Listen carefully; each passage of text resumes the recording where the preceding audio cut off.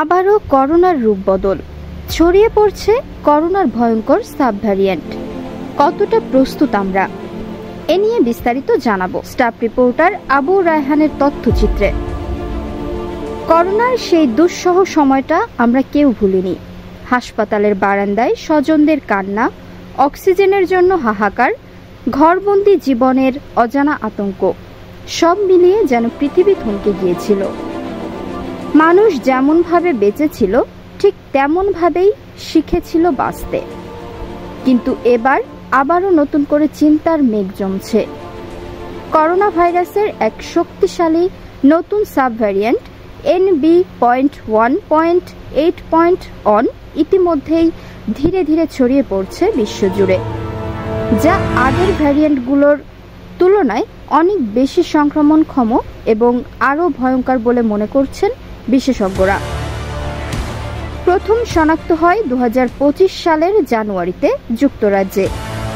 শুরুতে গুরুত্ব না দিলেও বর্তমানে 13 জনের শরীরে নিশ্চিতভাবে এই সাব ভ্যারিয়েন্ট ধরা পড়েছে।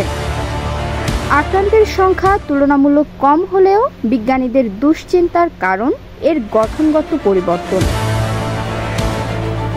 সাউদাম্পটন বিশ্ববিদ্যালয়ের senior researcher doctor Michael head জানান, NB.1.8.1 এর বিবর্তন এমন পর্যায়ে পৌঁছেছে যা মানবদেহের রোগ প্রতিরোধ ক্ষমতাকে ফাঁকি দিতে পারে।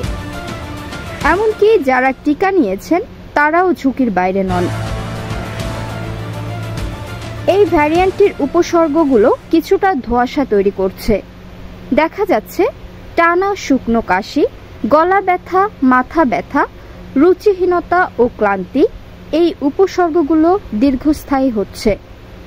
তাই যদি কেউ এসব অনুভব করেন তাকে দ্রুত করোনা পরীক্ষা করার পরামর্শ দিচ্ছেন চিকিৎসকরা। আরও আশঙ্কার বিষয় হলো শুধু যুক্তরাজ্য নয়, ইতিমধ্যেই হংকং, চীন, যুক্তরাষ্ট্র, অস্ট্রেলিয়া, মিশর, থাইল্যান্ড এবং মালদ্বীপেও শনাক্ত হয়েছে এই সাব ভ্যারিয়েন্ট।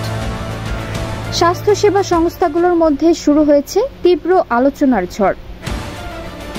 এই অবস্থায় যুক্তরাষ্ট্র সম্প্রতি চাঞ্চল্যকর অভিযোগ এনেছে চীনের মাধ্যমে একটি ফাঙ্গাল ভাইরাস তাদের দেশে ঢুকছে, যা কোভিডের চেয়েও ভয়ঙ্কর হতে পারে বলে আশঙ্কা।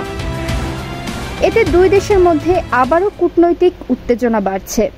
বিশ্ব স্বাস্থ্য সংস্থা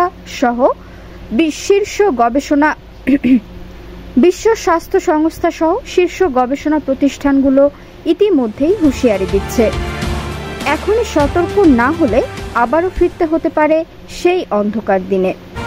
তাই নতুন করে ভাবার সময় এসেছে, আমরা কি যথেষ্ট প্রস্তুত?